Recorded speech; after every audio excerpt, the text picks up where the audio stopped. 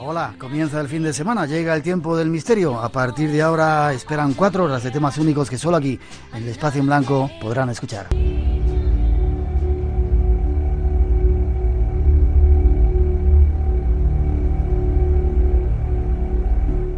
Esta noche regresa a nuestro programa uno de los pocos exorcistas que existen en nuestro país. En los últimos años de su vida se está dedicando a librar una dura batalla. Su combate es contra los demonios, contra los diablos que, según él, pueden llegar a poseer las almas de los fieles. Recopilando parte de su experiencia, ha escrito un libro, Memorias de un exorcista, donde se recogen algunas de las batallas en las que se ha visto comprometido. Memorias de un exorcista son las memorias de un sacerdote, un párroco que ha vivido entre libros y demonios, o sería mejor decir, endemoniados. El padre Fortea ha tenido una existencia rica en experiencias. Ha sentido el cielo y el infierno, el misticismo y el pecado. Ha crecido en una pequeña localidad provinciana y ha recorrido las más grandes urbes de la civilización. Se define a sí mismo como un hombre corriente que ha aprendido lo horrible que es la condenación eterna gracias a tanta conversación con el demonio. Algo que hace por amor al prójimo. El padre José Antonio Fortea se ha convertido en uno de los más brillantes exorcistas del mundo. Está considerado como uno de los mejores demonólogos del momento.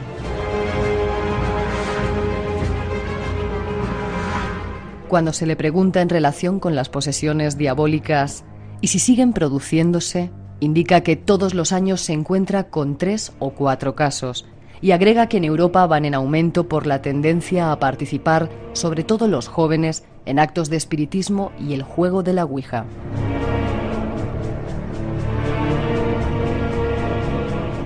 El padre Fortea está de nuevo con nosotros, dispuesto a contestar preguntas y a darnos a conocer milagros y hechos del diablo.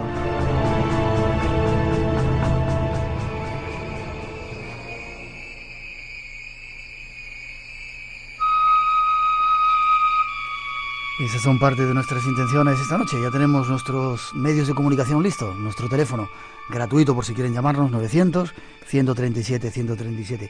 Apúntenlo que esta noche lo van a necesitar. Teléfono gratuito, repetimos, 900-137-137. Y nuestro email para que puedan comunicarse a través de internet, espacioenblanco@rtve.es. Y ahora saludar a nuestro primer invitado, José Antonio Fortea. Buenas noches, padre. ¿Cómo estamos? Hola, buenas noches. Pues bien, gracias a Dios. Un placer que estés aquí con nosotros a estas horas un poco intempestivas para ti, excepto cuando sales de viaje. Pues sí, la verdad es que me habéis sacado de la cama, pero bueno, lo hago con placer, ¿eh? Bueno, estás aquí primero a petición popular porque hay un montón de gente que desde la otra vez que estuviste en el programa nos ha llamado con un montón de preguntas que quiero hacerte también esta noche, y además porque hoy mismo presentabas un libro que se llama Memorias de un exorcista, ¿verdad? Sí, es un poco el diario que he llevado durante estos años de mi vida sacerdotal por distintas parroquias y destinos pastorales. ¿Cómo acabaste siendo exorcista? ¿Por qué te hiciste exorcista? ¿Por una tesis, como contábamos en esa introducción, que no sé si te ha parecido bien? ¿Los datos están auténticos, esa introducción que has escuchado? Sí, no había nada falso. Bueno, yo acabé... Yo soy un párroco que ora por los que le piden oración. Realmente eso es lo que soy. Alguien simplemente que ora.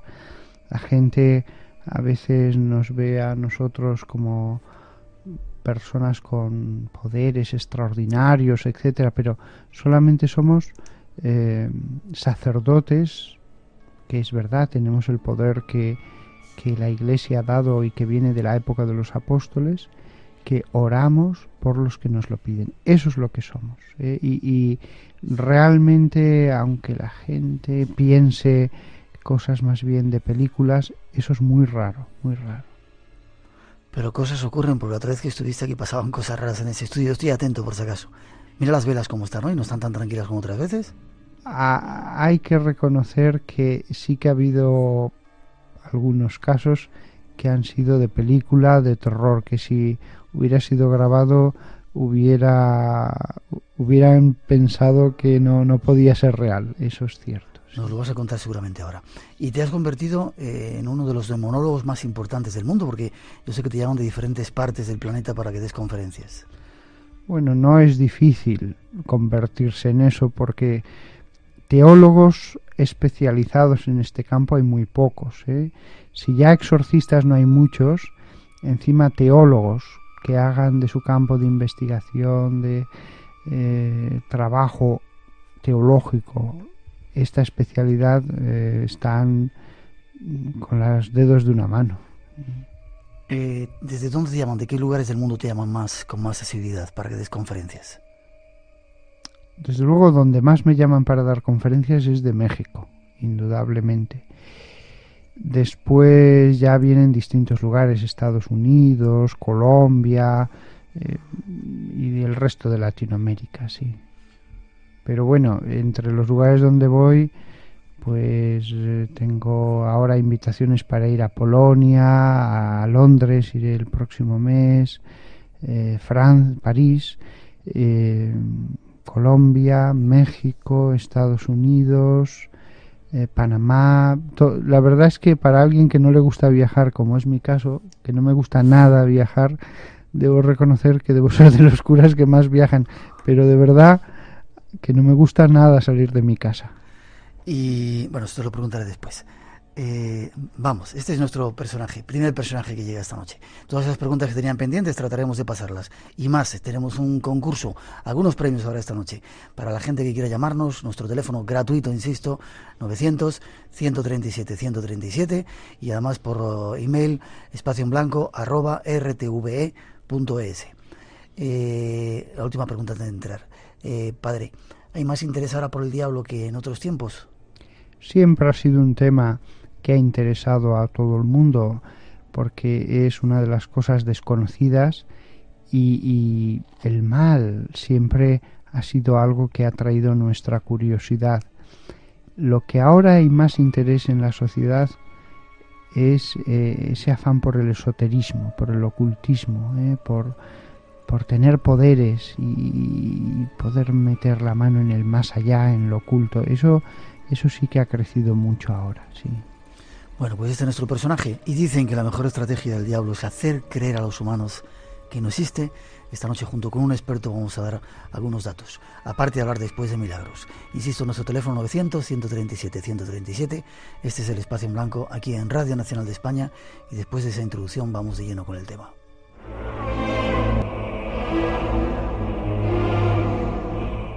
El exorcismo es un ritual o liturgia mediante el que se pretende expulsar o destruir a un ente sobrenatural que se considera ha tomado posesión o control de un objeto físico o ser vivo.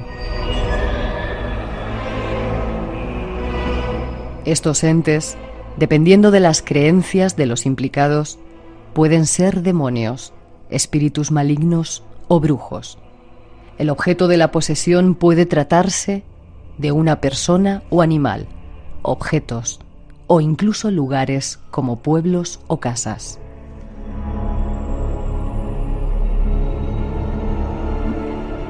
La posesión puede ser total.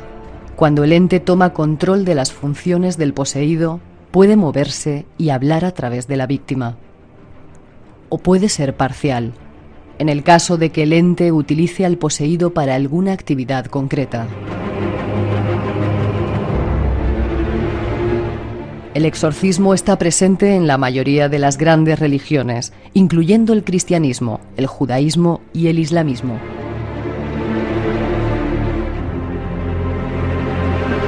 El exorcismo se ha llevado al cine en películas como El exorcista, Constantine, o El exorcismo de Emily Rose, basada en el caso real del exorcismo de una joven supuestamente poseída, en el cual ésta acaba falleciendo. José Antonio Fortea, nuestro invitado de esta noche, es uno de los dos únicos exorcistas reconocidos en España. En España solo hay dos exorcistas, el padre Fortea en Madrid y el padre Queralt en Barcelona. ¿Es cierto que solamente hay 2 exorcistas en España, uno tú y otro el padre Queralt en Barcelona, o hay más nombrados? No, eso se repite en muchos periódicos, por supuesto en internet, pero periódicos incluso escritos de distintos países. La noticia es de cuando yo saqué mi primer libro. En aquella época, en realidad estaba yo solo porque el padre Queralt ya se había retirado. Entonces, incluso en el 2002 la noticia era errónea, pero actualmente hay 5 en España. Sí. 5. Sí. ¿Y eso quién los nombra? ¿El Vaticano, el obispo de la diócesis? También en muchos lugares se dice que es el Vaticano el que los nombra, pero el único que nombra exorcistas es el obispo de cada diócesis. ¿Y hacéis algún tipo de trabajo especial, estudios especiales para llegar a ser exorcistas, o cualquier sacerdote puede ser exorcista? Prácticamente todos los sacerdotes que se dedican a esto son sacerdotes normales y corrientes que un buen día les llamó su obispo y les dijo: quiero que te encargues de un caso que ha surgido. No lo habían buscado, no lo habían querido, y después que acaban ese caso, pues ya no vuelven a hacer ningún exorcismo más. Algunos vuelven a encargarse de otro y de otro y de otro, y entonces ya se convierten en personas con experiencia. Si bien de estos algunos al cabo de un tiempo no quieren volver a hacer exorcismos, y entonces vuelven a sus facultades de teología, parroquias, lo que sea. Son pocos los que ya continúan de un modo estable. ¿Os podéis negar a hacerlo? Sí, y el obispo no nos va a forzar, porque evidentemente, sobre todo dedicarse de un modo ya habitual, pues requiere una cierta vocación. Yo eso sí que comprendo que no todos los curas valen pues para irse de misiones a África o para estar de capellanes en la cárcel. Pues esto también es una labor muy muy especializada, que o uno tiene una cierta vocación, siente ese impulso, o si no, realizarlo de forma diaria, semana tras semana, es algo que a muchos les cansa y lo dejan. ¿Tú tienes vocación? Eso nos consta. ¿Has pasado miedo? No, siempre he confiado plenamente en Dios. La otra vez nos dijiste que el diablo existía. Te vuelvo a hacer la pregunta porque nos lo han vuelto a preguntar montones de veces. ¿Existe el diablo o simplemente es una invención de la Iglesia para meternos miedo? Hablaremos un poco de la Iglesia aprovechando que tenemos un sacerdote, y nos meteremos un poco con la Iglesia Católica esta noche para tratar de aclarar temas, simplemente. Ojalá que no existiera ningún condenado, y por supuesto tampoco el demonio. Ojalá que todos hubieran seguido el camino del bien, pero existe el misterio de la iniquidad, y hay seres libres, tanto humanos como angélicos, que han optado por ese camino, algunos de los cuales han caído en el abismo de la perdición y no han salido de él ni podrán salir nunca. Esto es algo que todas las religiones monoteístas afirman de forma tajante y taxativa. En esto hay un acuerdo total. ¿Significa esto que existe el infierno? En el momento en que existió el primer demonio, en ese momento existió por primera vez el infierno. Muchos dicen que el demonio es un ángel que se rebeló contra Dios. El Luzbel era incluso uno de los ángeles preferidos de ese Dios que nos habla la Biblia. Se rebeló contra él, quizá porque, bueno, descubrió algunas cosas, no sé, que no le gustaban. La ciencia del bien y del mal, quiso ser como él, y de repente fue condenado. ¿Es cierto? ¿O quién es el diablo exactamente, o el demonio? No sé la diferencia entre diablo y demonio, ¿para ti cuál es? Bueno, diablo y demonio se suelen usar como sinónimos. Uh-huh. Si bien ya si hablamos de un modo técnico, diabolos es el modo griego de expresar lo que en hebreo se dice como Satán, es decir, es el jefe de los demonios. Pero bueno, tampoco hay problema en que la gente los use como sinónimos. Respecto a la otra pregunta que me hacías, Dios todo lo creó bueno, Dios todo lo creó sin mal, pero al crear libertad, Él sabía que algunos podían rebelarse y podían llenarse cada vez de más odio incluso. Pero para esto no hace falta que profundicemos en los abismos demoníacos. Todos vemos a padres que han dado amor a sus hijos, que han dado todo por sus hijos, y a lo mejor pues 3 hijos le han amado y un cuarto se ha revuelto contra el padre, le ha odiado, le ha insultado, le ha hecho daño. Lo que pasó entre Dios Padre y las naturalezas angélicas lo comprendemos muy bien al ver este caso de familias, de alguien que solamente ha dado bien y ha recibido mal e incluso a veces hasta odio.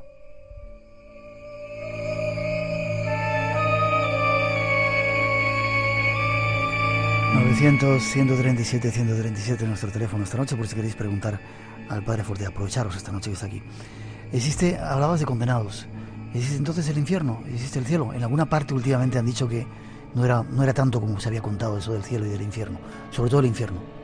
Sí, la verdad es que los que estamos metidos en este campo de la teología observamos como a veces en los medios se dice: el Papa ha dicho que no existe el infierno, el Papa ha dicho que no existe el purgatorio. No es así. La doctrina tradicional acerca del cielo, el infierno y el purgatorio sigue exactamente igual como antes. Lo que es de fe sigue siendo de fe. Es decir, discúlpame, existe un infierno de esos al que si te condenas vas eternamente por los siglos de los siglos, eternamente a sufrir. Suene moderno o no suene moderno, lo cual me es completamente indiferente, y le es indiferente a la verdad.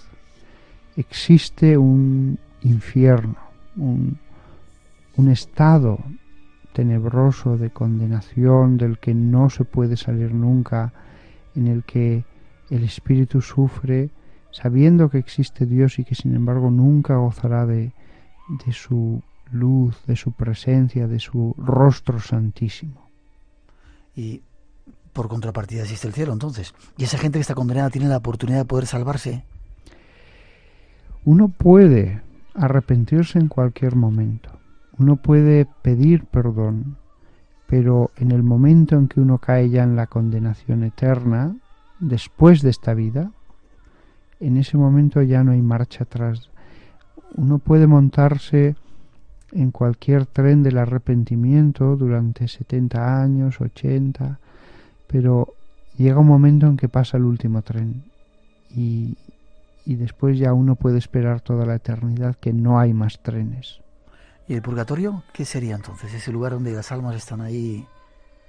El purgatorio, para que todo el mundo lo comprenda, si hay una persona que pegaba a su mujer, que se emborrachaba, que se gastaba el dinero de la familia en sus vicios, que odiaba al prójimo, y en el último momento pide a un sacerdote que le confiese, se arrepiente de verdad y recibe el perdón de Dios porque ha sido sincero, muy bien, él puede ir al cielo, pero tendrá que purificarse en el purgatorio por todos sus pecados, tendrá que limpiar todos y cada uno de esos pecados que ha cometido en la vida. Dios le perdona la eternidad, pero Dios es justo y no puede permitir que aquel que ha hecho sufrir al prójimo, que ha provocado tanto daño, muera y sea como si no hubiera pasado nada.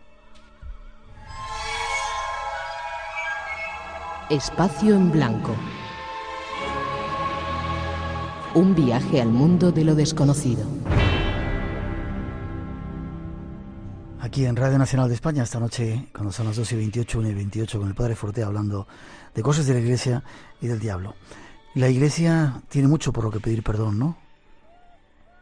Nosotros, los eclesiásticos, somos mensajeros de la luz, de la verdad, del amor, pero el que nosotros seamos mensajeros de las palabras que escucharon aquellos 12 hombres hace 2000 años, de boca, de labios del mismo Redentor, eso no significa que nosotros mismos podamos traicionar esa verdad y podamos hacer justo lo contrario de aquello que entregamos al resto de nuestros hermanos. Efectivamente, a lo largo de la historia, muchos eclesiásticos han hecho el mal. Está plagada la historia de esos ejemplos, de papas asesinos, papas lascivos que engañaban. Incluso ahora mismo hay montones de sacerdotes que tampoco dan muy buen ejemplo. E incluso, discúlpame, el Papa creo que en algún momento ha dicho que tenía que pedir perdón por un montón de cosas. Sí, mi compromiso es con la verdad. No puedo traicionar la verdad, ni por amor a la Iglesia, ni por amor a nada. Pero también hay que decirlo claramente. La visión del pecado que se ha cometido por parte de los ministros de Dios, la visión que se da en las películas y en las novelas, está totalmente desproporcionada. La especialidad en teología, antes de meterme en este otro campo del exorcismo, era en historia de la Iglesia. Mi licenciatura fue en ese tema. Y de verdad, hay mucho de lo que pedir perdón, pero no exagero, ni una décima parte de lo que aparece en las películas. Muchas guerras se han hecho por guerras santas, por religión, y parece un contrasentido si se predica el amor, si se predica esa serie de cosas, que de repente vayamos a matar a los infieles, vayamos a conquistar los santos lugares, etcétera, etcétera. Está ocurriendo hoy en día también. ¿Por qué? Bueno, no. Hoy en día, aunque efectivamente en tantos lugares se pone la religión como causa de la guerra, por ejemplo, los Balcanes, la religión era una excusa, aunque hubieran sido castellanos y valencianos, hubieran guerreado entre sí. La religión era una excusa. La religión, incluso en ese lugar, concretamente, fue un elemento que atenuó, que amortiguó, que creó convivencia. Había unas pretensiones nacionalistas que se escudaron en la religión, pero todos los que estaban allí lo reconocían. La religión era lo que paraba ese movimiento de odio. Del mismo modo, hoy día, la mayor parte, ¿qué digo la mayor parte?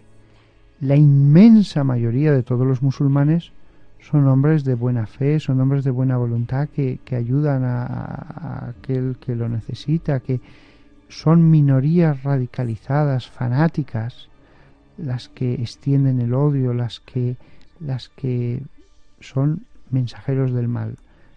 Pero siempre la inmensa mayoría sufre por unos pocos. Yo, en ese sentido, incluso respecto a los musulmanes, no me duelen prendas en decir, ¿cree usted que un egipcio es peor que un señor de Cuenca? No. O que incluso un iraní normal y corriente de la calle es peor que una persona de Andalucía. No.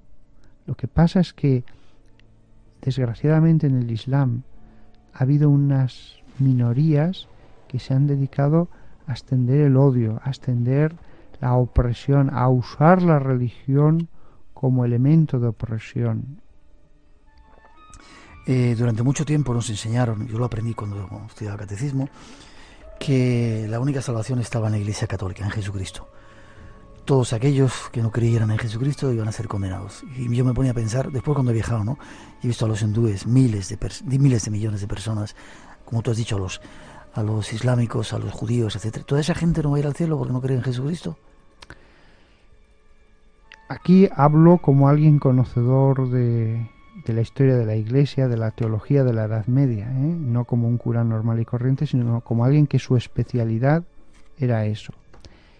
Incluso en la Edad Media se afirmaba de forma bien clara que incluso los infieles, incluso los seguidores de otras religiones que no habían conocido el cristianismo, si ellos seguían la ley natural, si ellos creían en ese Dios infinito, lo llamaran como lo llamaran, ellos podían salvarse.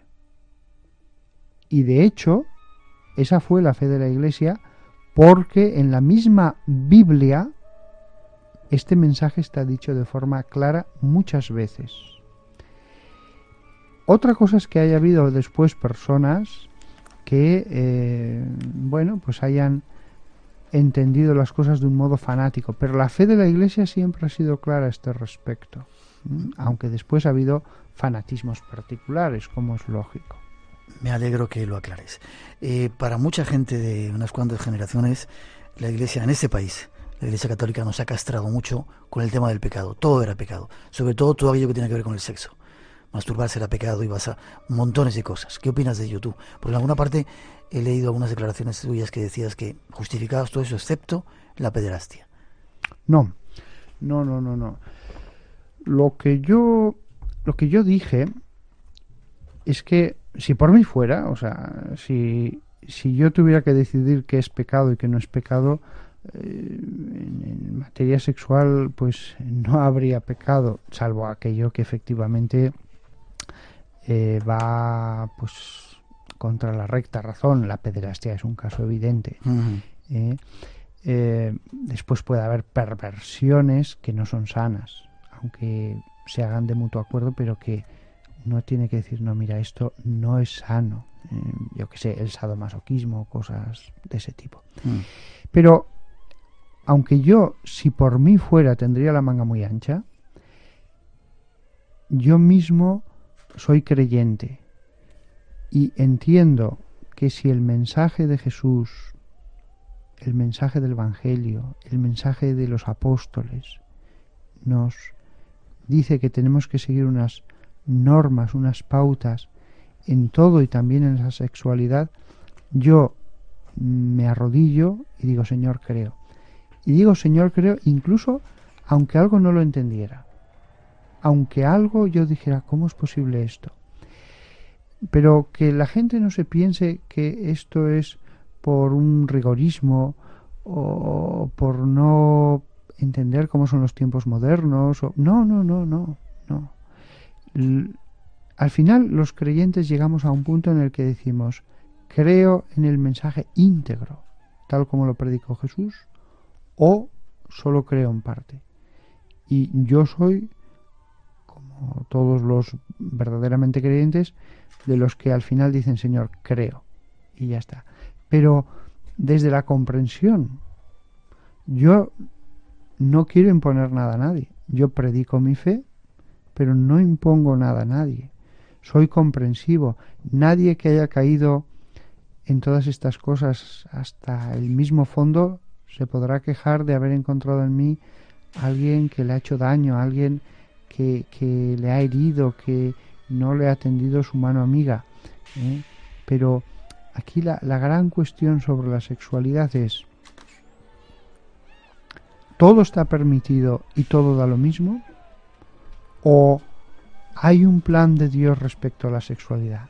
¿Podemos transformar la sexualidad en algo espiritual? Yo creo que hasta el hombre más promiscuo reconocerá al oírnos ahora, hombre, yo reconozco que lo ideal es tener esa persona que te ama, que te quiere, que va a estar contigo hasta la vejez, que es tu media naranja, que es alguien que no es algo meramente físico, es estar contigo todo el día, es compartir la vida, ser... Claro, en esa situación el sexo es algo totalmente distinto. En esa situación el sexo se puede transformar en algo espiritual. No tiene nada que ver con el sexo animal. El sexo se puede practicar como lo hacen los animales o se puede practicar del mejor modo posible. Yo creo que lo que nos dice el cristianismo es practiquémoslo del mejor modo posible, que si después hay pecados vamos a ser comprensivos, que si después hay faltas no os preocupéis, Dios es misericordioso. Los pecados de debilidad son los más fáciles de perdonar, pero el ideal, lo que Dios tenía pensado al crear el sexo es esto. Y en ese sentido, yo creo que sí, que después lo miro con la razón y digo, pues es verdad, lo que dice la Iglesia parece idílico, pero es que debemos tender a lo idílico.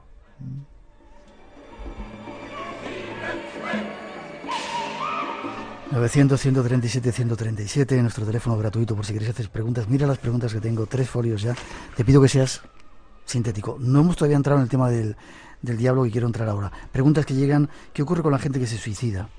¿Dónde va esa gente? Y con la gente que muere a través de la eutanasia.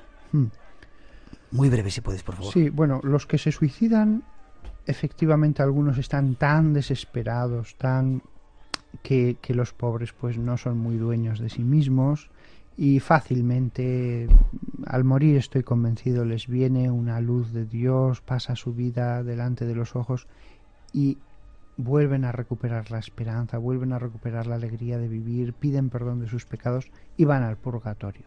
Si no han pasado el purgatorio ya en vida, claro, que entonces irían directamente al cielo, pero bueno, casi todos vamos a pasar por el purgatorio. Otra cosa son los suicidas que a ciencia y conciencia, no desesperados, optan por el suicidio sin que haya ninguna presión absoluta sobre su alma. Y yo sí que me he encontrado a través de posesos con almas que vagan por el mundo, que están en las moradas inferiores del purgatorio. En lugares donde hay suicidios, muy frecuentemente hay almas que vagan, ¿eh? No suelen ser las de aquellos que han pasado un infierno en vida y que al final no han podido más, sino sobre todo las que más me he encontrado es el típico que ha llevado una vida horrible, maltratando a su mujer, tal, y encima después la ha matado y se ha suicidado para no. De estos casos sí que me he encontrado almas que han pasado siglos de purgatorio antes de entrar en el cielo.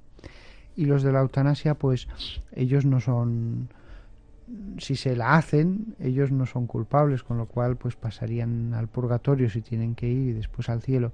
Pero aquellos que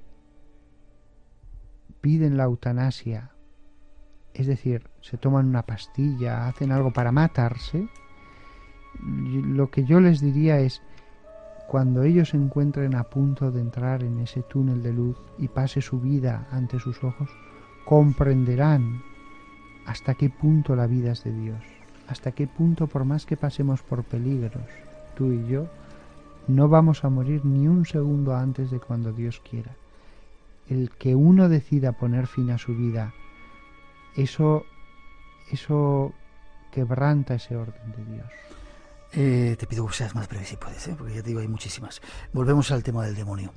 ¿Cuándo fue la primera vez que te encontraste con él cara a cara? ¿Cómo te llegan a ti los casos de personas supuestamente endemoniadas, poseídas? Bueno, llegan a la parroquia y yo hablo con ellos y oro. La primera vez que me encontré, pues la primera vez ya que estaba solo, que fue aquí en España, fue un caso que me vino a ver. Yo después de hablar con ella dije, nada, esto es esquizofrenia sin ninguna duda, pero bueno, por cumplir todos los protocolos, oré por esa persona y entró en trance, clarísimamente.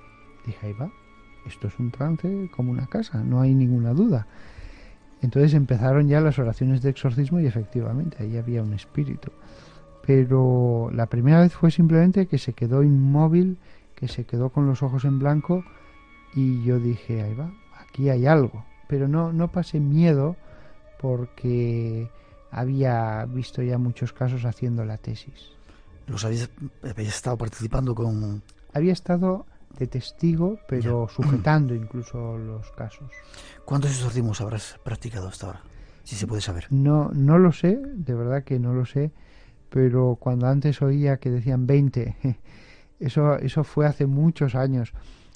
Han aparecido 3 o 4 casos al año desde entonces y hay algunos que han acabado en una sesión o 2, pero otros que han necesitado meses, con lo cual Ha habido muchos exorcismos, muchos posesos que han necesitado más de 20 exorcismos. ¿Cuáles son las características que vosotros, los sacerdotes, tratáis de comprobar para saber si hay una posesión?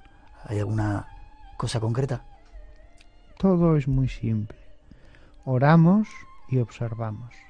¿Puedo contar lo que hiciste el otro día cuando estabas aquí? Sí, sí. Haces una pequeña oración y de repente sabes con esa oración, imponiendo las manos a la persona, a mí me lo hiciste, si hay dentro de ese ser, en este caso en mi persona, hay algo. Si hay algo, si no hay nada en la oración, no pasa nada. Si hay algo, de repente el individuo que hay en trance, pasan cosas, ¿no? Así es como tú lo sabes. Sí, aunque la persona no sea creyente, el espíritu que hay dentro siente esa bendición, siente el poder de la oración, y entonces es cuando llega un momento que no resiste más y se revela, aunque pueden resistir. Hay demonios, me he encontrado, que pueden resistir la oración 5 minutos, 10 minutos, 15 minutos, 20 minutos, incluso más. Hay posesos que pueden beberse un vaso de agua bendita y no manifestar su presencia. ¿Y hay alguna característica que tengáis, como de hecho he estudiado la xenoglosia, que preguntan, hay una persona que pregunta si has tenido algún caso de xenoglosia?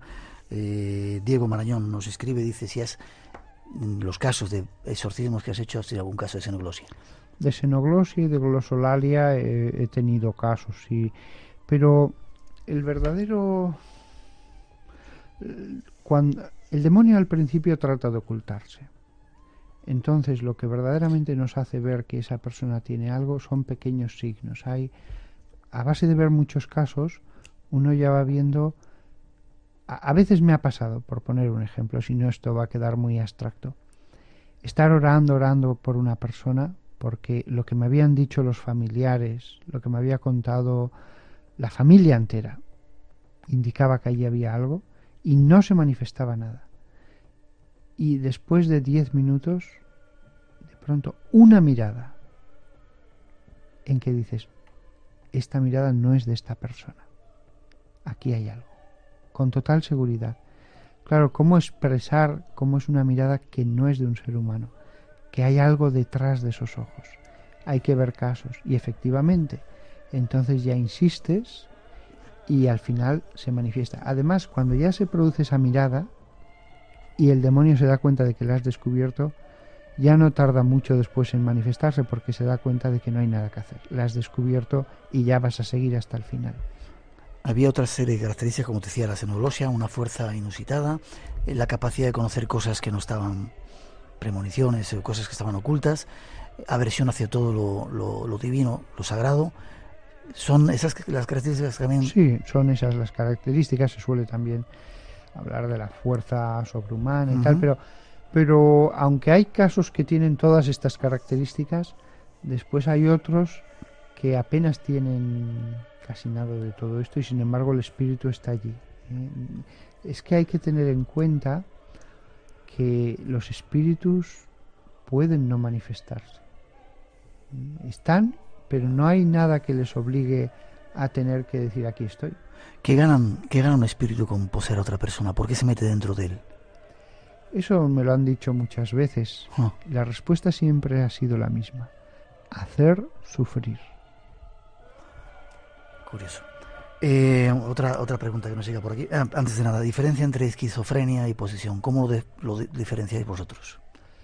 Bueno, la psicología humana e incluso el mismo cerebro, el cerebro es un órgano y la psicología humana es un conjunto estructurado de elementos, aunque sean psíquicos, que pueden desequilibrarse. El cerebro quizás por razones biológicas y la psicología por razones que son un poco más complejas. Pero es algo interior al ser humano.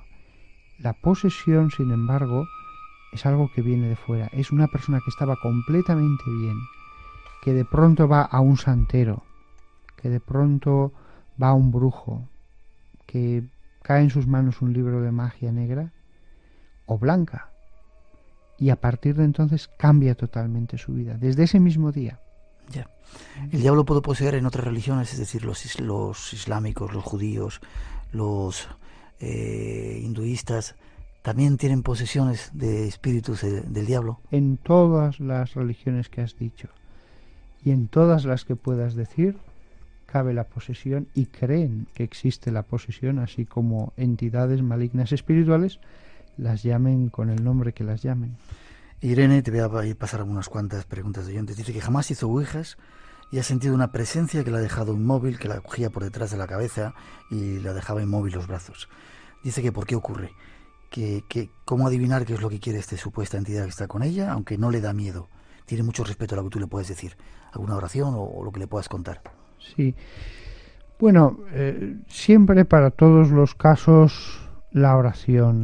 Lo que no debe hacer ninguno de los que nos escuchan es ir a las páginas amarillas y ponerse en manos del primero al que llamen. Por favor, el ser humano no debe ponerse en las manos de otro así por las buenas, y menos solamente con un número de teléfono. ¿Qué es lo que sabemos de esa persona? Un número de teléfono. Oración, id a la oración. Si alguno alguna vez necesitara de verdad un exorcista, llamad al obispado de vuestra diócesis por teléfono y preguntad cuál es el sacerdote allí más el especializado en estos campos o el más cercano. Pero no os pongáis en manos de cualquiera. Aquí no se pueden ir haciendo experimentos. Hay gente muy mala. Si entendemos que hay envenenadores, también hay envenenadores espirituales. Preguntan también que hables sobre el ángel caído. ¿Qué opinión te merece?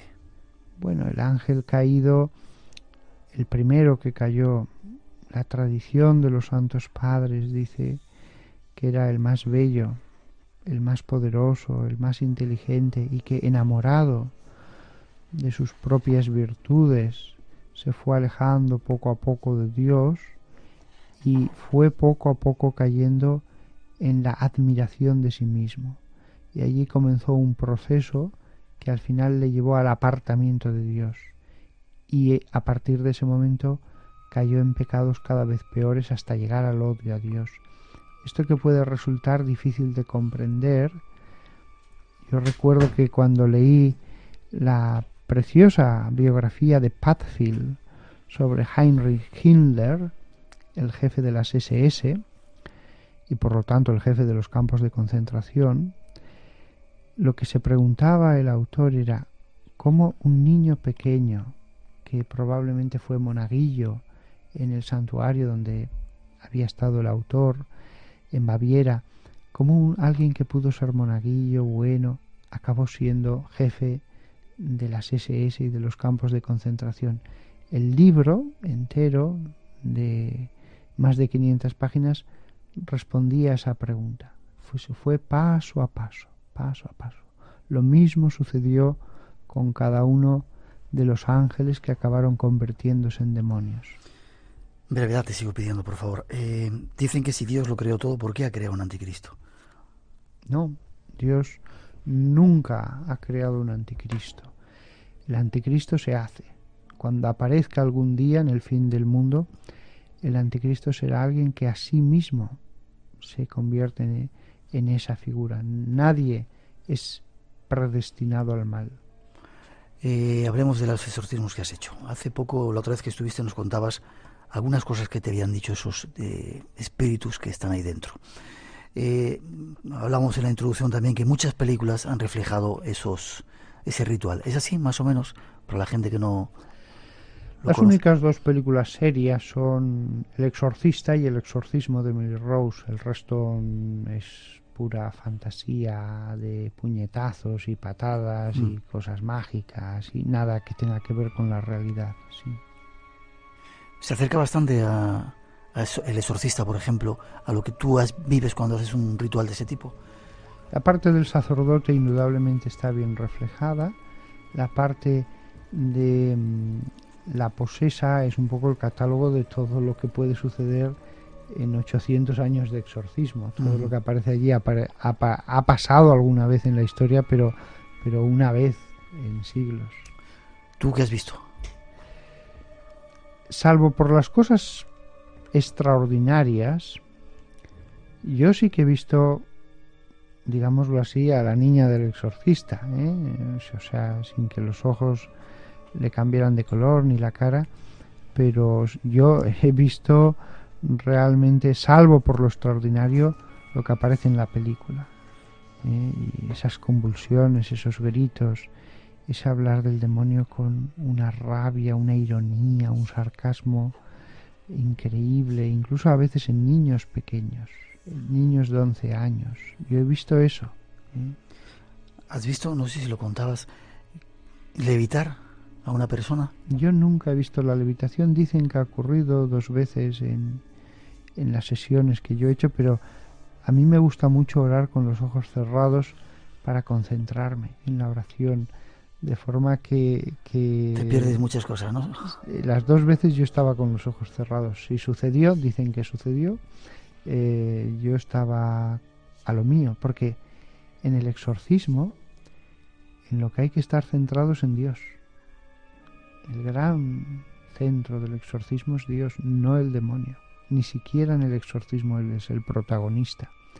Es el poder de Dios el que lo vence. Y por lo tanto es a Dios a quien debemos adorar. Nos preguntan, nos escuchan en muchas partes del mundo. Desde Nueva York, Vicente dice que si el Vaticano te ha prohibido hacer o hablar de este tipo de cosas en algún momento. Te ha dado orden también para dejar de hacer exorcismos. El Vaticano no.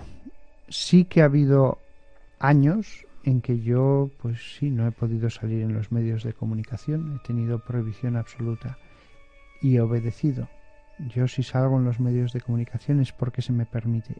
A veces no se me ha permitido y he obedecido.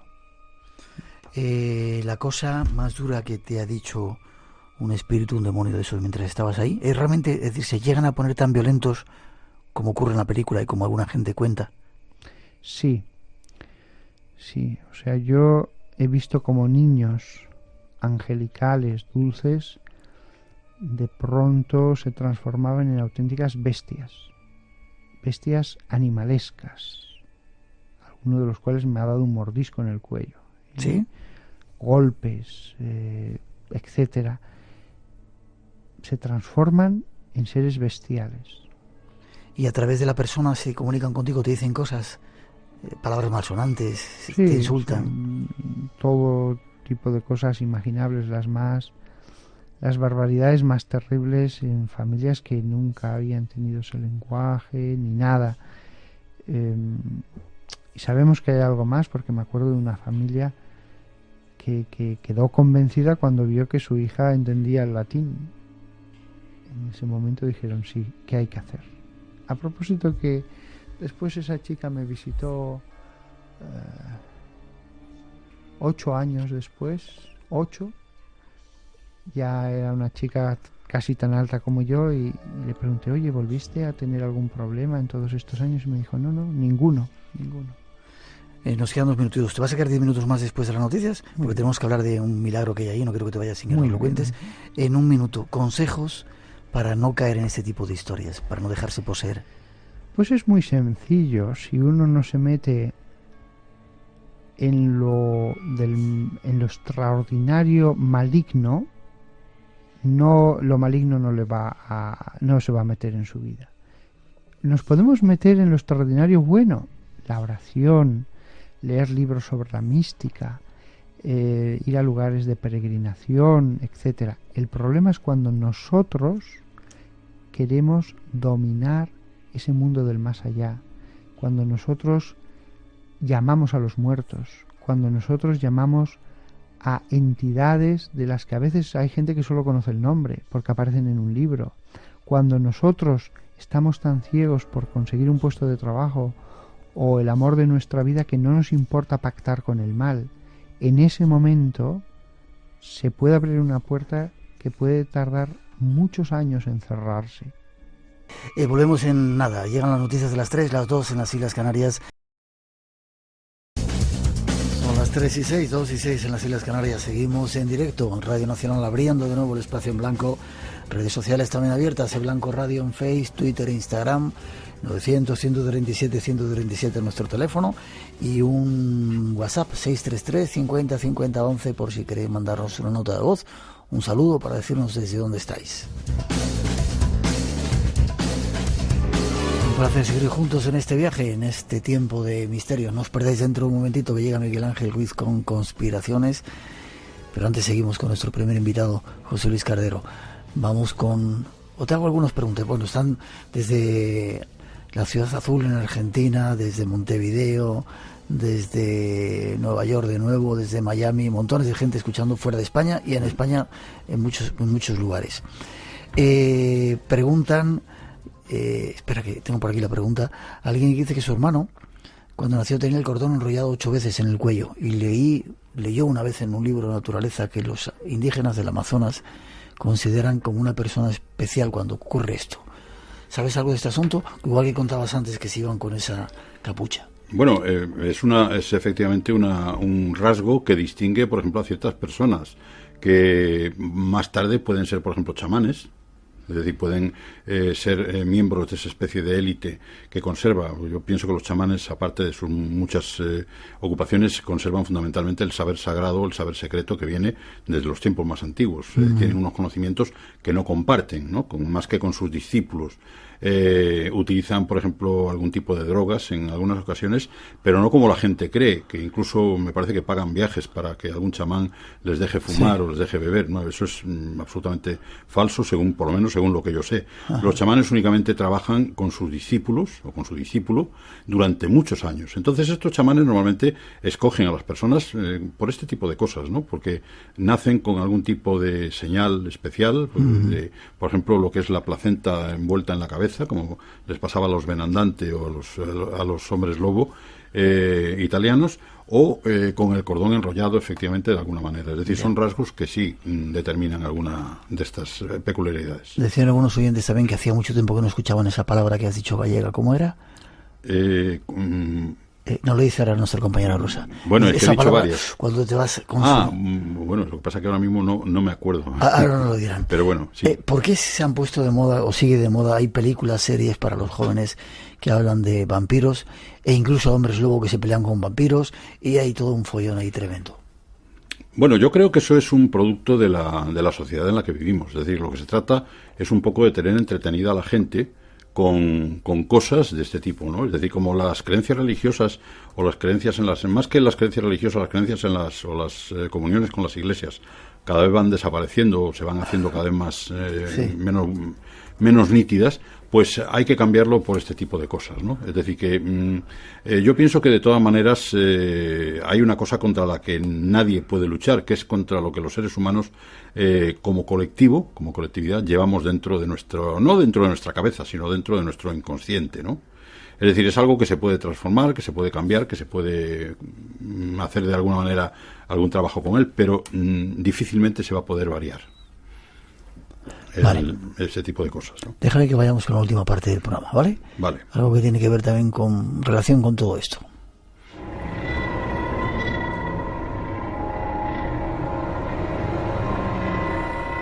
Continuamos en este extraño y oscuro territorio. Y ponemos rumbo ahora hacia las maldiciones. Una maldición es la expresión de un deseo maligno dirigido contra una o varias personas, que en virtud del poder mágico del lenguaje logra que ese deseo se cumpla. Las maldiciones tienen un papel destacado en las creencias populares de muchos pueblos en forma de supersticiones, así como en sus mitos y leyendas. Según estas creencias, en ocasiones familias enteras son víctimas de una maldición, cuyas consecuencias alcanzan a todos los descendientes de la persona maldita. El poder de la maldición se extiende en ocasiones a determinados objetos. Según la creencia popular, las maldiciones pueden también afectar a edificios, por lo que se habla de casas encantadas, embrujadas o malditas.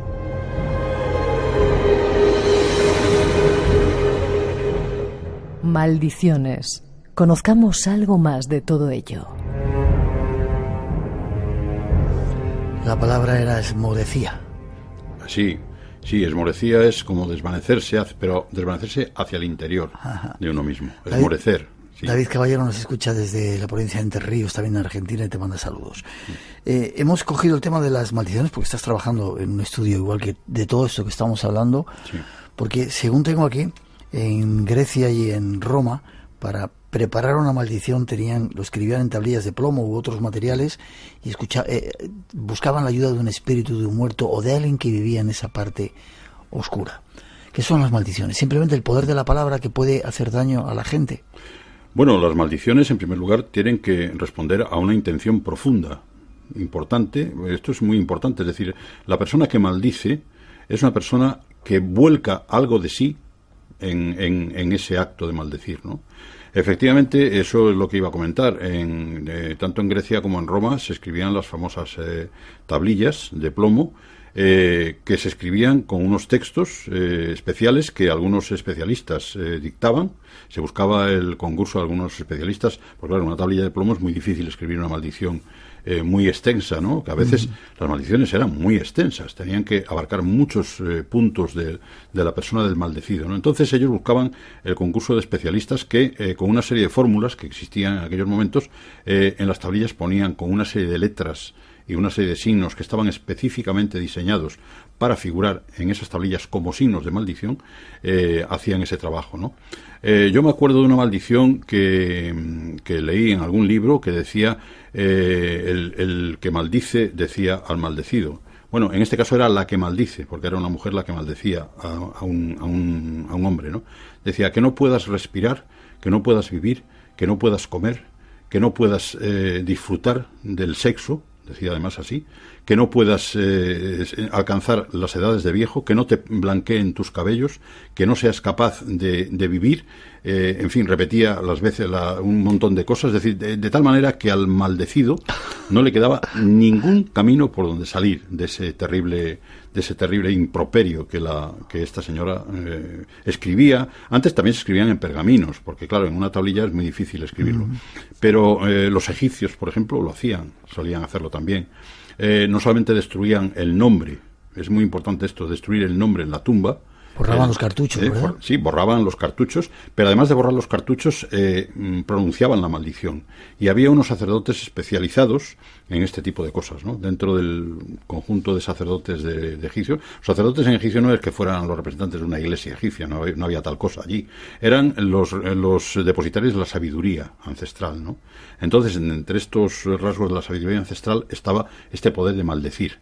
Y también se maldecía que no alcances el oriente, que no alcances el más allá, que el barco en el que vas hacia el más allá naufrague, que te hundas en las aguas, es decir, una serie de cosas que en todo ese hipotético viaje que el alma tenía que hacer hacia el más allá fuese absolutamente destrozado, ¿no?, por la maldición.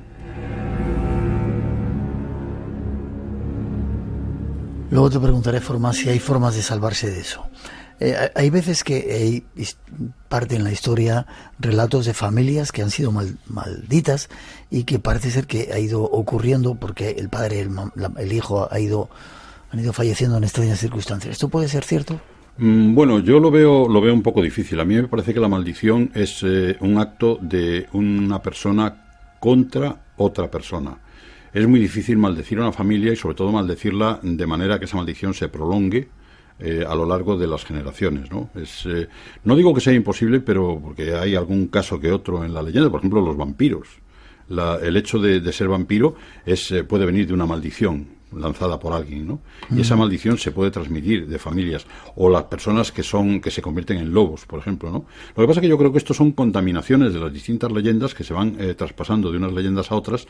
A mí me parece que la maldición fundamentalmente se hace de una persona frente a otra. Ya. ¿Y los Kennedy, por ejemplo? ¿La familia? Los Kennedy. Bueno, pero hay otra cosa que no es exactamente una maldición, sino que es una desgracia. Es decir, hay una serie de desgracias que parecen coincidir en las familias.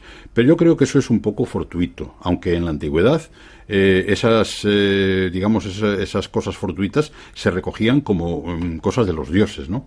Eran cosas reservadas a los dioses. Cuando es una cosa que va de generación en generación, únicamente un dios o una persona mucho más poderosa que un simple ser humano puede actuar sobre eso, ¿no? Entonces yo creo que eso no son exactamente maldiciones, sino simplemente son encadenamientos de desgracias que pueden ocurrir por una serie de circunstancias sociales o de otro tipo, ¿no? Ya. La palabra puede ser un vehículo para lanzar maldiciones, y la mirada, quizá como el mal de ojo, puede ser también otro motivo para lanzar el mal hacia los demás. Sí, efectivamente, sobre todo la palabra. La palabra es una cosa esencial en el ser humano. La palabra, y no solamente la palabra vocalizada, la palabra lanzada, sino la palabra escrita, ¿eh? La palabra escrita tiene, digamos, la fuerza de lo escrito, la permanencia. La palabra, digamos, que se lanza así, pues desaparece un poco al cabo del tiempo el efecto, pero lo que está escrito y permanece escrito, sobre todo si es en un material que dura, puede durar durante mucho tiempo, ¿no? Permanecer durante mucho tiempo. Pero yo creo que también hay otras formas de maldecir. No exactamente de maldecir, sino de propagar lo que se conoce como el mal. Que yo, ya te digo, estoy siempre diciendo que el mal está muy unido con el bien. En las antiguas creencias del propio pueblo judío, Jehová estaba íntimamente unido con el diablo.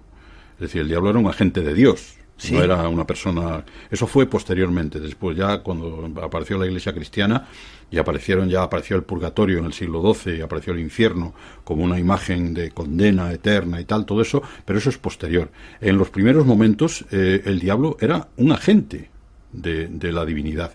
De hecho, cuando recordáis seguramente todos, cuando Jesús estaba en el desierto y es tentado por el diablo, es tentado y el propio diablo le dice: yo soy un enviado de tu padre.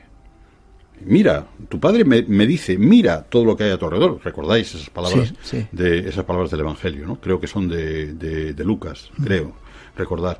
Entonces, ahí el demonio es un agente de la divinidad.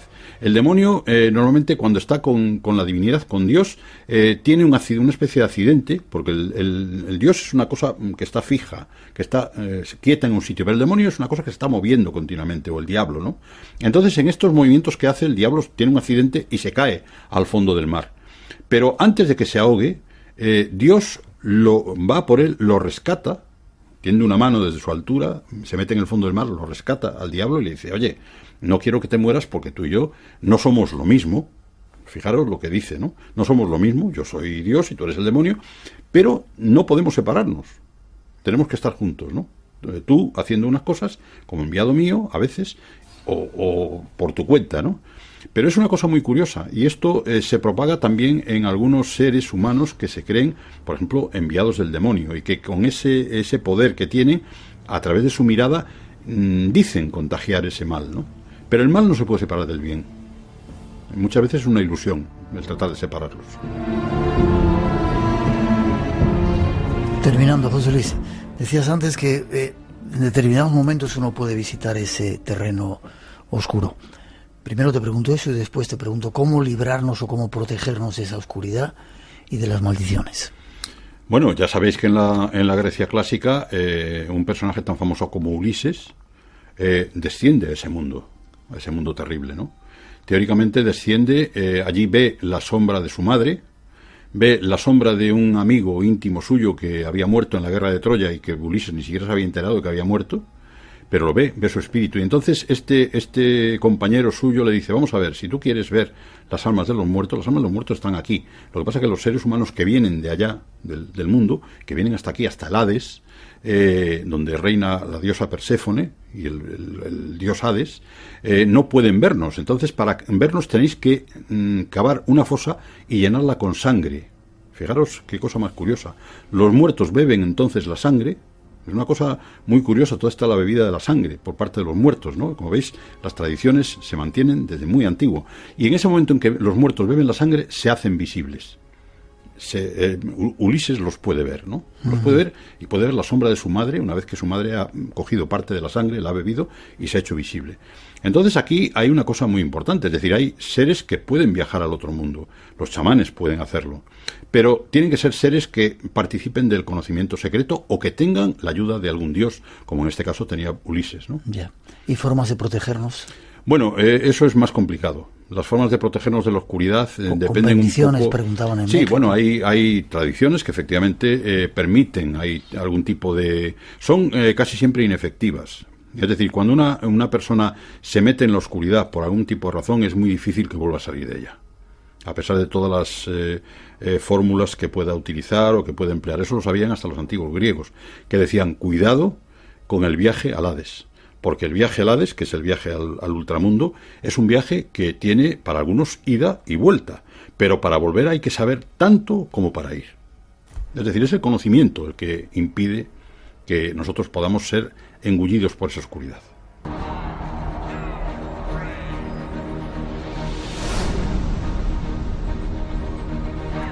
Faltan pocos días, tenéis que daros prisa. Nos vamos a Toledo y para hablarnos de ello, no sé si es el coordinador del Congreso, Josep Guijarro. Don Josep, ¿cómo está usted? Pues no sé cómo presentarme, pero en cualquier caso llevo un curro tremendo detrás de la organización, esta sí, de lo que viene siendo el 6º Congreso de Enigmas y Misterios de la Historia. 6, Miguel, y yo creo que has estado en 3 de ellos, si la memoria no me falla. Sí, más o menos. Así que llevas la mitad de este recorrido que empezó pues como un test, como una prueba piloto, y fíjate, al final poco a poco se ha ido animando. ¿Se ha aprobado? De forma excepcional, como sabes, nos hemos trasladado a un lugar mágico donde los haya, a Toledo, centro de la península ibérica, que es Toledo, capital del imperio. Efectivamente, y dentro de Toledo también un lugar muy especial, porque incluso los propios habitantes de Toledo les pasa inadvertido. Está ahí en medio de un callejón con una fachada, la verdad, preciosa, y que es el Palacio de Benacazón. Que me han dicho que es increíble, y lo que pasa dentro todavía más increíble.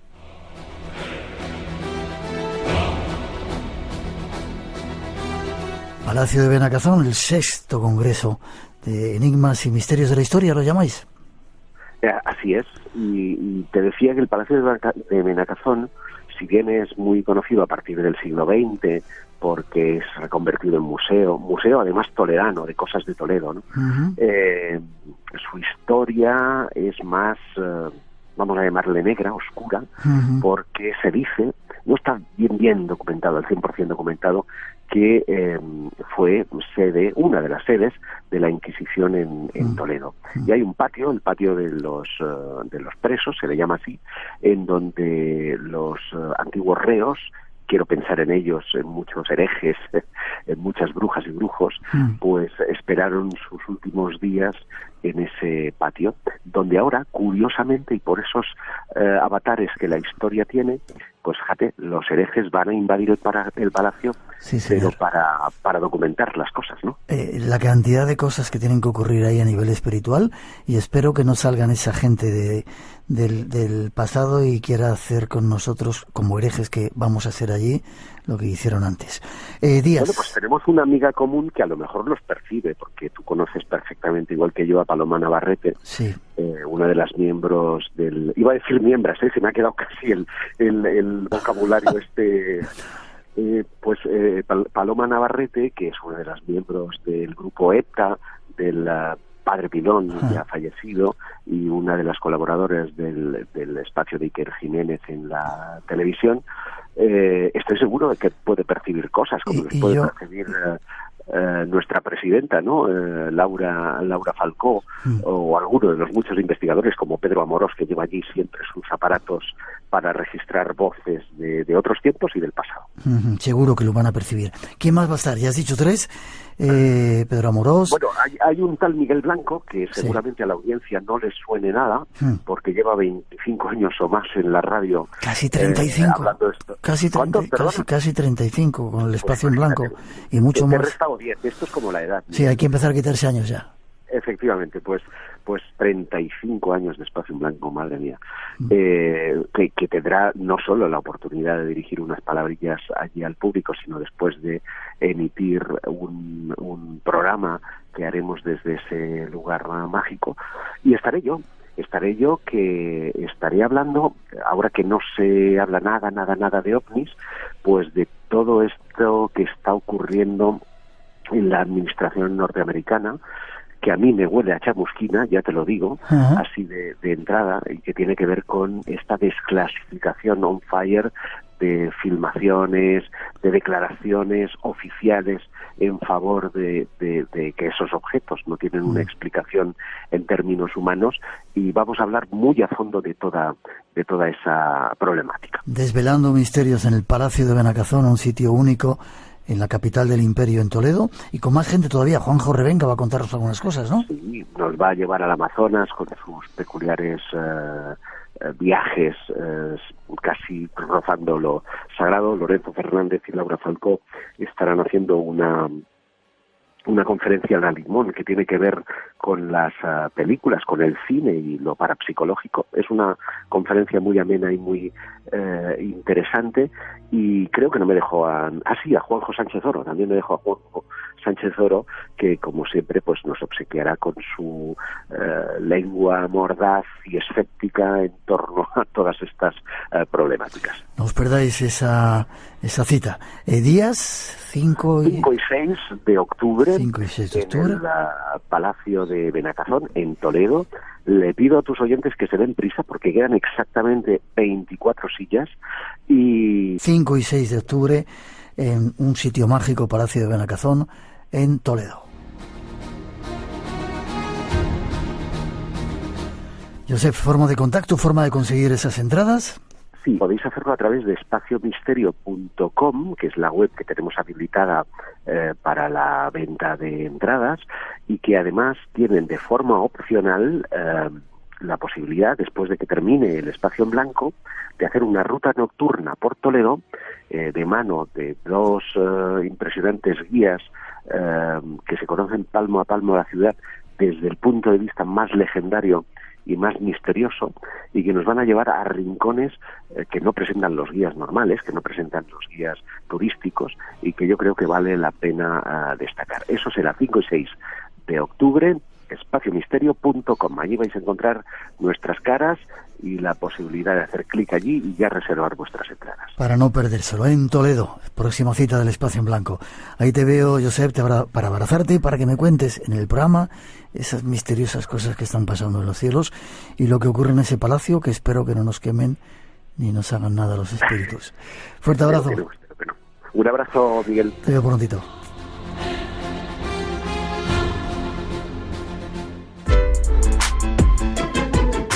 Radio Nacional de España se mueve. Benjamín Netanyahu planea comenzar ese plan de anexión. París, Lille, Nantes, Grenoble y Clermont-Ferrand han anunciado hoy la prohibición a la costa italiana o maltesa. Corresponsales de Radio Nacional. En Londres, recordemos, el juez dio la razón al gobierno. Por primera vez la Comisión Europea será paritaria, la formarán 13. El presidente Trump siempre se ha opuesto a la presencia de las tropas estadounidenses. Radio Nacional de España. Lo importante eres tú. Y recuerda, España a las 8 fin de semana, sábados y domingos a las 8 de la mañana. Radio Nacional de España, el sonido que nos une. Guía tus pasos hacia lo desconocido. Espacio en Blanco, de 2 a 4 de la madrugada, del sábado al domingo, con Miguel Blanco, en Radio Nacional.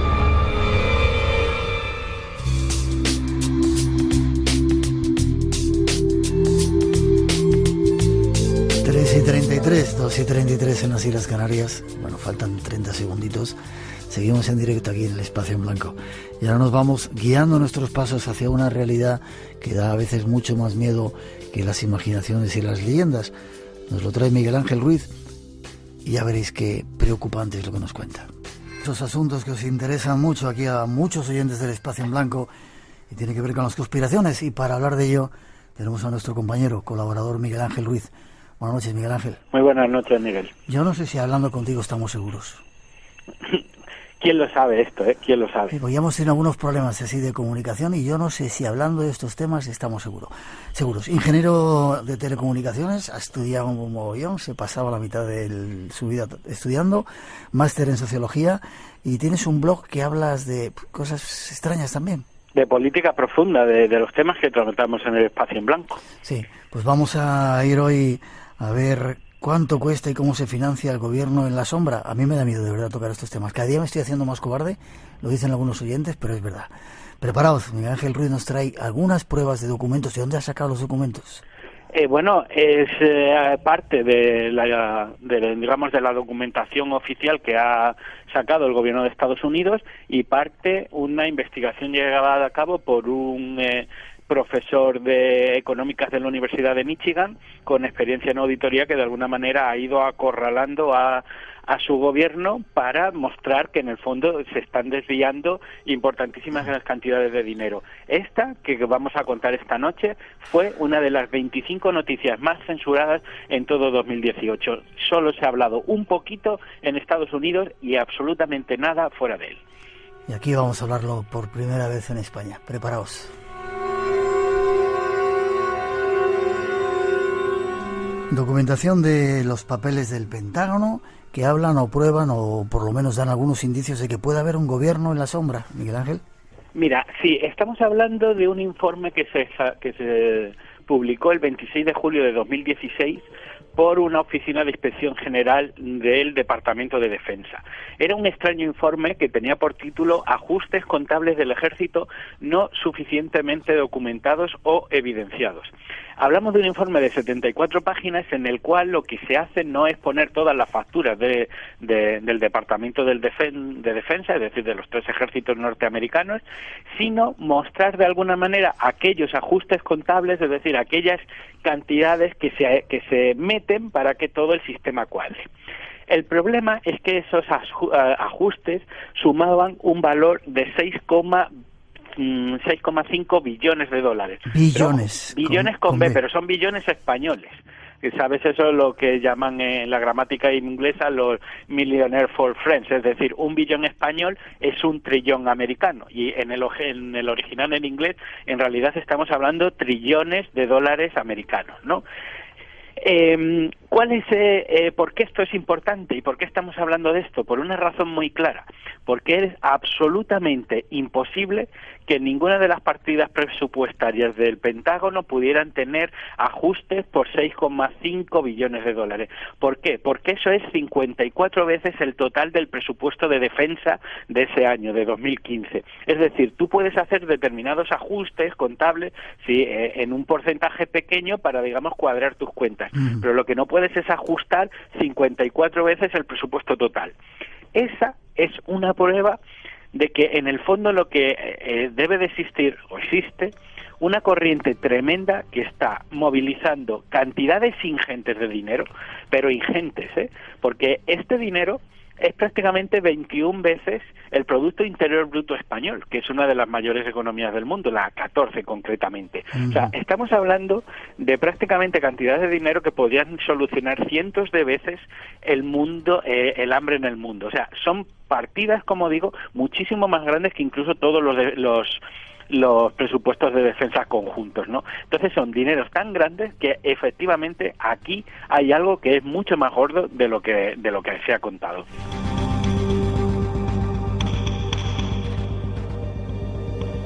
Se hicieron, este profesor de economía hizo una serie de preguntas, una auditoría y empezó a descubrir todos esos datos de esa cantidad de dinero ya inimaginable que se te escapa a la mente, ¿verdad?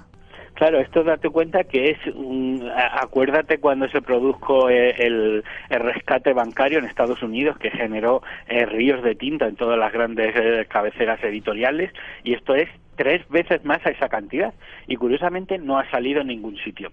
De quien hablamos es de Matt Skidmore, que es un profesor de económicas de la Universidad de Michigan, y que yo creo que tiene una historia que debería de ser llevada al cine, porque él se obsesiona con este tema. De hecho reúne un grupo de estudiantes y lo que hacen es tratar de alguna manera de juntar toda la información posible sobre los ajustes contables que había tenido el Pentágono, el Departamento de Defensa en todos esos años. Y consiguen hacerlo desde 1998 hasta 2005, es decir, es una cantidad respetable de años, y cuando ellos se dan cuenta digamos, cogen todo ese dinero, se dan cuenta que lo que está faltando realmente, se dan cuenta de 2 cosas muy importantes. Se dan cuenta que el dinero total que falta no son 6,5 billones con B de dólares, sino que son 21 billones, una cantidad prácticamente el triple, o sea, una cantidad inmensa. Y por otro lado se dan cuenta que este tema, en cierto modo, ya se había tratado. Es decir, los militares desde hacían pues prácticamente 14 años eran conscientes de que existía este problema. Sin embargo... Sí. No, sigue, perdona, no te quiero cortar. Aquí hay una cosa que a mí, Miguel, me parece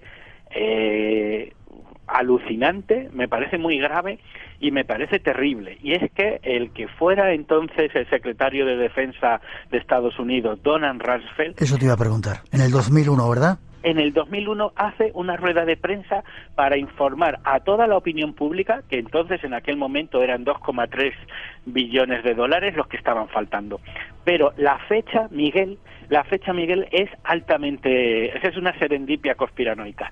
Eligen justamente el 10 de septiembre de 2001 para admitir a la opinión pública que faltaban 2,3 trillones de dólares americanos de las arcas del Estado. Y lo hacen justo el día antes de los atentados de las Torres Gemelas. Espacio en Blanco, en Radio Nacional, con Miguel Blanco. Y con Miguel Ángel Ruiz esta noche, más conspiranoico que nunca. Son datos que has sacado de documentos oficiales, no te lo inventas tú, ¿no? No, bueno, y aparte la conferencia de Donald Trump la podéis encontrar en internet. Donald Rumsfeld. Es decir, pero poner Donald Rumsfeld, 10 de septiembre de 2001, y allí está la comparecencia. Es decir, tú no puedes decir que esto no se ha hecho a la luz del día. La pregunta es, ¿cómo puede ser una casualidad que elijas de toda la década de 2000 el único día o uno de los días donde sabías que la información iba a quedar sepultada por lo que iba a ocurrir justo al día siguiente? Para mí esto es casi una doble... Es como reconocerse culpable por doble vía. Una por haber robado el dinero y otra por hacer el anuncio justo antes de esos famosos atentados. Claro, bueno, vamos a dejarlo ahí, pero al día siguiente nadie hablaba de esta comparecencia porque todo el mundo estaba pendiente de las Torres Gemelas, con lo cual la noticia quedó ahí oculta, ¿verdad? Evidentemente, o sea, se sacó de las rotativas. Quiero decir, quedó absolutamente sepultada, igual que todos los casquetes de las Torres Gemelas. Es una información que no interesó a nadie en aquel momento. Y a la postre nadie pudo acusar al gobierno de que lo había ocultado. Hicieron una rueda de prensa. Ya. ¿Y dónde va ese dinero? ¿Qué hayan hecho con ese dinero? Para modernizar el Pentágono, veía aquí, ¿no? Bueno, aquí en realidad solamente se puede especular porque, la investigación de Mara Skidmore quedó, digamos, en punto muerto. Se sabe que son 21 billones de dólares lo que están faltando. El gobierno de Estados Unidos no dio respuesta y, de hecho, hicieron una cosa que yo creo que es una ley absolutamente terrible, que se llama el Estándar 56 y que fue sugerida por el Consejo Asesor Federal de Estándares de Contabilidad. Es decir, otro organismo les dijo cómo tenían que hacer, y desde este momento, es decir, desde aproximadamente 2018, el gobierno de Estados Unidos tiene una ley que probablemente desconocen la mayoría de los americanos, y es una ley que permite de forma legal que el gobierno americano tenga una doble contabilidad. Una es la contabilidad absolutamente real y otra es la contabilidad de cara al público, de cara a la galería, aquella contabilidad que se puede hacer pública. Yo creo que eso es un terrible retroceso en la democracia americana. Y sobre la finalidad o el destino de este dinero poco podemos saber. Poco podemos saber porque los militares absolutamente no han dado ninguna pista por ello. Pero tenemos unos indicios basados en lo que es la historia prueba norteamericana, y yo tengo una teoría muy particular de para qué se puede estar usando todo este dinero, que, como hemos dicho, es muchísimo. El 4 de octubre de 2018, se aprueba esta extraña ley Estándar 56 de FASAP, que permite a los organismos federales de los Estados Unidos tener la posibilidad, por lo menos, de tener una doble contabilidad. Increíble. Dime para qué, según tu teoría, se puede estar utilizando ese dinero. Vale, aquí vamos a la historia un poco reciente. No sé si te acuerdas de todos aquellos elementos que fueron, por ejemplo, los escándalos del Irán Contra, ¿no? Sí. Que eran actividades en las cuales eran ilegales para el gobierno de Estados Unidos, es decir, cosas que nunca habrían pasado al Congreso, pero que por otro lado lo que hacían era la financiación de actividades ilegales para que una parte del gobierno, eso que podríamos denominar gobierno en la sombra, es decir, grupos de poder muy concretos dentro del gobierno, puedan elaborar, por ejemplo, planes de dominación global, planes de, operaciones clandestinas, etcétera, etcétera, sin pasar por el propio control del Congreso, sino en el propio control de la Cámara. Lo que yo creo que estamos viendo aquí es, digamos, una evolución, una sucesión de ese modelo. Es decir, aquí se está desviando una cantidad inmensa de fondos, pero se hace de tal manera que todo esto es transparente o está oculto al control de las cámaras del Congreso de los Estados Unidos y del Senado. Entonces, cuando tú haces eso de esta manera, es decir, cuando mueves tantísimo dinero para, de alguna manera, hacerte trampas al solitario a tu propia democracia, solo puede significar probablemente una cosa, y es que lo que estamos viendo aquí es que este dinero, por tal como se desvía y tal como se oculta, solo se puede usar para aquellas actividades que son ilegales según las propias leyes de Estados Unidos. Cárceles secretas de la CIA en todo el mundo, vuelos secretos de la CIA en 2007 secretos y que fueron un escándalo, etcétera, etcétera. Guerras secretas de las cuales parte del Congreso no tiene constancia, infiltración de otros ejércitos, operaciones secretas en África, etcétera, etcétera. Todo lo que de alguna manera sea ilegal, pero piensa una cosa, ya existe una partida de presupuestos secretos para la CIA y el ejército, es decir, estamos hablando de un dinero extra, no es ni siquiera, digamos, los presupuestos secretos de espionaje como la NSA o la CIA, que por otro lado son presupuestos que también en la era Trump han tenido cantidades récords. Hablamos de un dinero que de alguna manera es absolutamente ajeno a todos los presupuestos de defensa.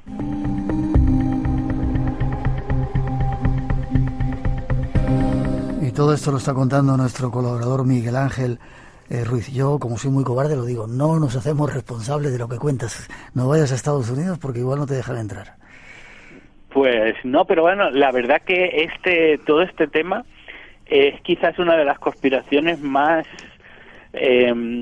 como digo, ha sido silenciada, pero al mismo tiempo es de las que tenemos hasta cierto punto una documentación más fiable, porque aparecía en sus reportes, o hemos de decir bien, aparecía porque a partir del año fiscal 2007 ese apunte de ajustes contables, que era lo que había llamado la atención de Mark Skidmore, desaparece. Si tú ahora mismo bajas el nuevo informe 2019 o 2018, el último que haya aparecido, ese apunte de ajustes contables ya no lo vas a encontrar.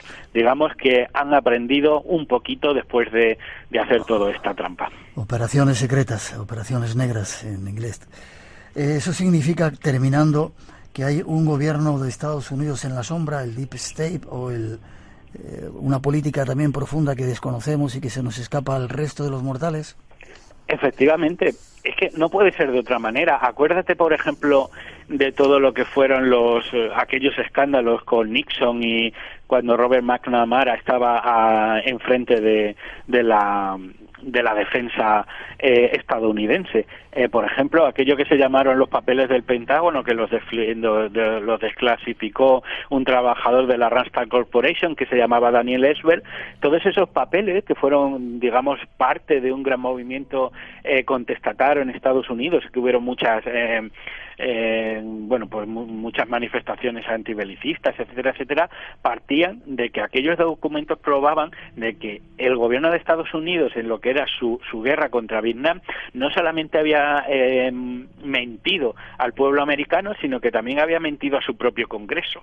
Es decir, para mí esto es una evidencia científica totalmente constatable a nivel sociológico de que deben de existir una especie de gobierno dentro del gobierno en Estados Unidos, es decir, determinados grupos que toman decisiones, que se alinean políticamente, que tienen la capacidad de actuar en el extranjero y que además son capaces de llevar a cabo esas acciones sin que gran parte de los congresistas, como si fueran los diputados de allí, tengan ni siquiera conocimiento. Eso es un gobierno en la sombra.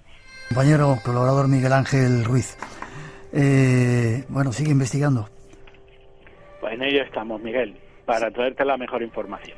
A mí me da miedo esto. Forma de contacto contigo, si alguien quiere saber más. Pues en mi página deeppolitics.com, Política Profunda, y allí tienen acceso a escribirme o a todas mis redes sociales para estar en contacto conmigo. Miguel Ángel Ruiz, ¿terminaste la casa esa que te estabas construyendo en un lugar secreto o todavía...? En ella estoy. Por ahora te puedo decir que que el emplazamiento no se ve en Google Earth. Bien. No se lo digas a nadie. Yo tampoco voy a contar nada. Aunque me hagan hablar, no voy a decir dónde está la casa. Muy bien. Fuerte abrazo, Miguel Ángel. Otro para ti. Te veo prontito, gracias. Un abrazo. Enigmas sin descifrar. Realidades que escapan al mundo de la lógica. Acompáñanos en el viaje hacia lo desconocido. Espacio en Blanco. En Radio Nacional de España, con Miguel Blanco. Saludos, Miguel, lo estamos escuchando de Tucumán, Lorena y Juan, de acá de Tucumán, de la tierra de la Pachamama. Un abrazo grande. Muy bueno el programa de Egipto. Mandar el saludo a Ramoncito Álvarez, mi amigo, y a todo el equipo de Espacio en Blanco, el mejor programa de misterio. Un abrazo. El mes de octubre nos lleva a Albacete. Hasta allí nos vamos a hablar con Rafael Campillo. Buenas noches, Rafael. ¿Qué tal? Buenas noches, Miguel. Bien, ¿y tú? ¿Preparado ya todo para ese congreso 12ª, decimosegunda? Segunda edición del Congreso Día Después de la Vida. Sin contar las que había anteriores por ahí, ¿no? Eso es, tenemos 3 ediciones más celebradas en Medellín, pero tenemos 15 ediciones en total. Qué bien.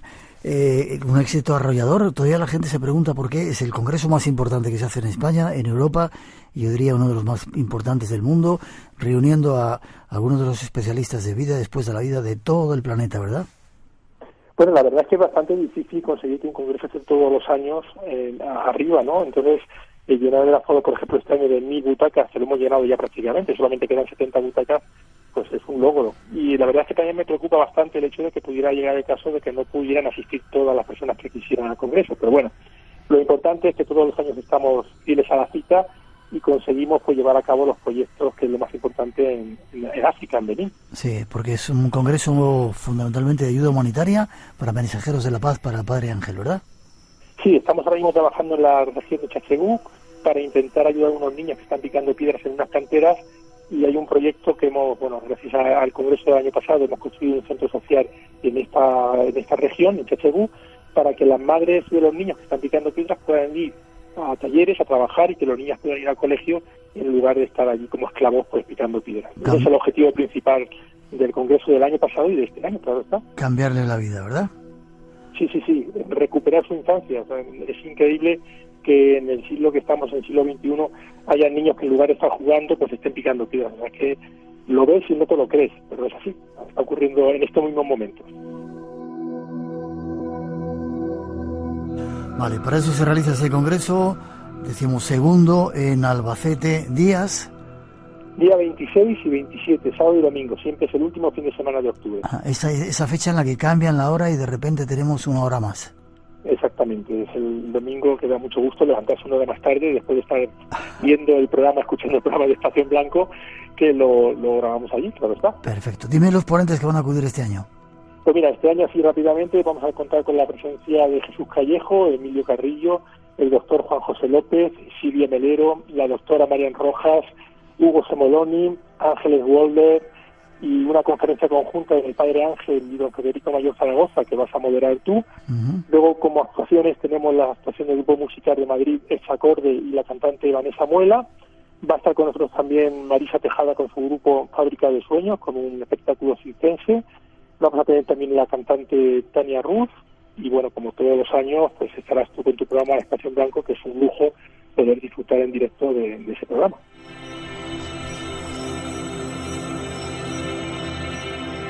Ponentes de primera línea, importantes en el mundo del misterio y de la investigación de vida después de la vida, música, circo y mucho más, ¿verdad? Más sorpresas todavía. Sí, ya sabes que en este congreso hay una energía muy maja, y además la gente que se repite, fíjate que hay gente que ha venido a los 15 congresos, que ya se dice pronto. Desde el año 2001 no ha faltado a ningún congreso. Y todos coinciden en decir que hay una atmósfera muy especial en el congreso, que la gente se lleva un buen sabor de boca y casi todos los que vienen repiten al año siguiente. Así es que quien no haya tenido la oportunidad de asistir, este es el momento, quedan todavía 70 plazas y bueno, pues el proceso de inscripción es muy sencillito. Eso te iba a decir, que aprovechen, de 1000 plazas solamente nos quedan 70, 930 personas ya se han apuntado a ese congreso. Forma de hacerlo y página web para informarse. Sí, hay una página web que es www.vidadespuesdelavida.es y hay un apartado dentro de la página que pone inscripciones y ahí viene todo detallado el proceso de inscripción, que es muy sencillito. Perfecto, nos vemos prontito, Rafael. Muchísimas gracias, Miguel, nos vemos muy prontito. Gracias a ti, daos prisa si queréis venir a ese congreso. Quedan muy pocas plazas, 26 y 27 de octubre, en el Palacio de Congresos de Albacete. Vida después de la vida, ahí os esperamos. Siguiente salida del Espacio en Blanco. Hasta pronto.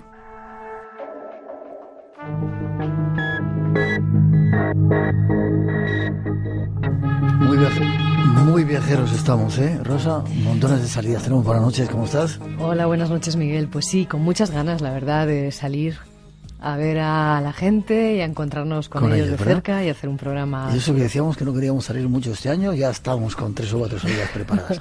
Montones de personas que nos saludan desde New Jersey, por ejemplo. Buenas noches, gente bella del Espacio en Blanco, nos dicen desde New Jersey.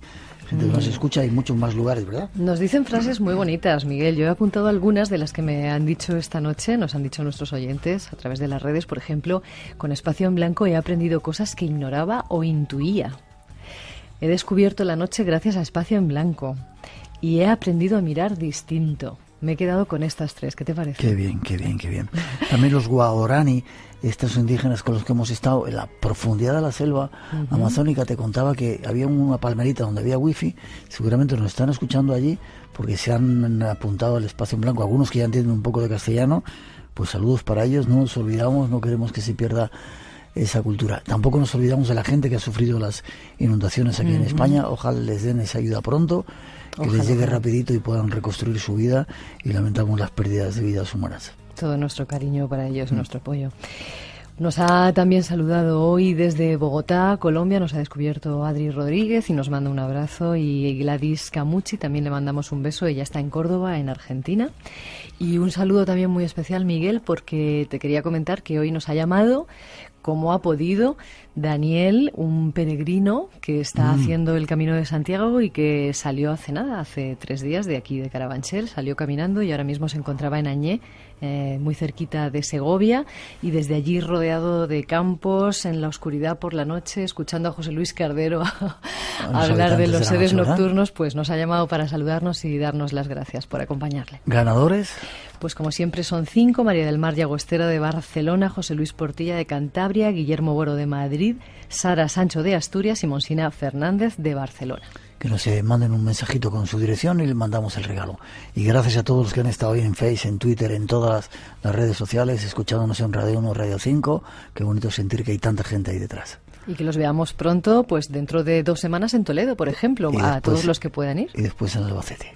Feliz semana, te veo prontito. Hasta entonces. Gracias.